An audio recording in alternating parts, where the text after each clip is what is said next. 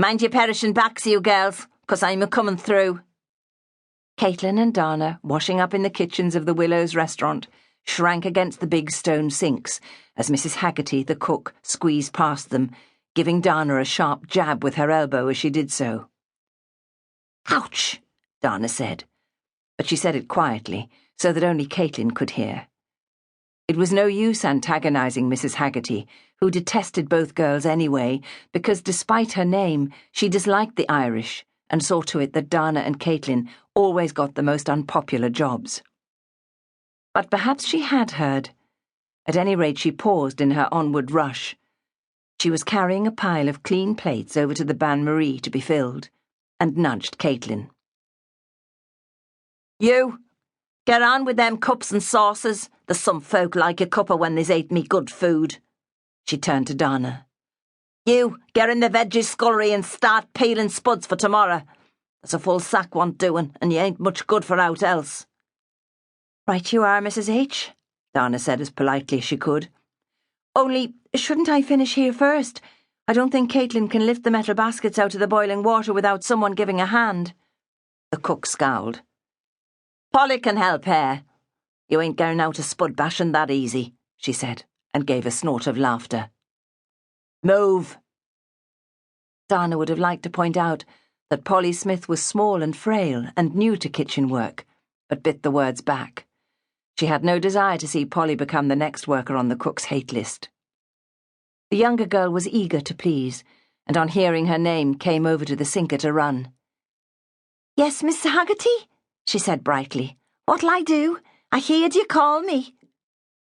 Mrs. Haggerty was explaining how one lifted the big metal racks out of the boiling water as Dana headed for the vegetable scullery. It was a horrid, dank little room, a brick-built and brick-floored extension, unplastered and unpainted, with a knee-level sink, the very sight of which made Dana's long spine shrink with horror. She was tall and slim, and because of that low sink, particularly hated spud peeling. There was an ancient machine in one corner of the scullery called the rumbler by the staff, which was the nearest thing to an automatic potato peeler the Willows possessed. Apart from me, Dana thought bitterly. It looked a little like a concrete mixer, with a big bowl for the potatoes and a handle on the side. One filled the bucket with spuds, added water, closed the lid, and began to turn the handle vigorously. It was hard work, but nowhere near as tedious as peeling by hand, nor, unfortunately, as thorough. Mrs. Haggerty hated it, and because of the rumbling noise the wretched thing made, Dana dared not even think of employing it. Instead, with a sigh, she fitted the big plug in the sink, turned on the brass tap, and began throwing potatoes into the water. She was well into her task when two of the other kitchen workers, Ernie and Sam, entered the room behind her.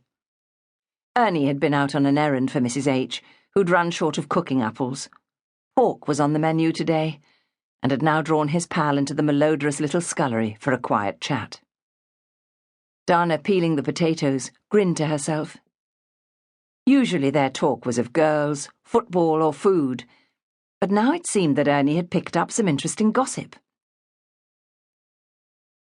"You know, old Squab knows the butcher on Hayworth?"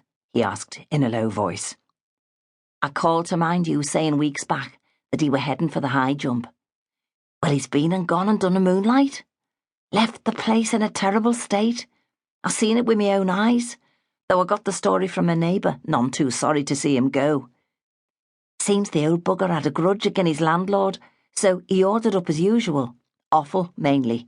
Then he closed all the windows, put a note on the door saying he'd gone on his holidays and jimmied off, owing a month's rent. They say the stench made some delicate souls throw up, to say nothing of the bleeding blue bottles what come to the feast." Ernie laughed. "Reckon that'll mean another empty shop, 'cause Mr. Thwaite's the landlord, and everyone knows he's mean as hell. Apparently he opened the door, staggered back as a million blue bottles come tearing out, then slammed the door shut, going blue in the face. He said he weren't responsible for the pong nor the flies, and he'd leave it to the next tenant to clear up." "Only who'll take it on in a state like that?" Sam said gleefully.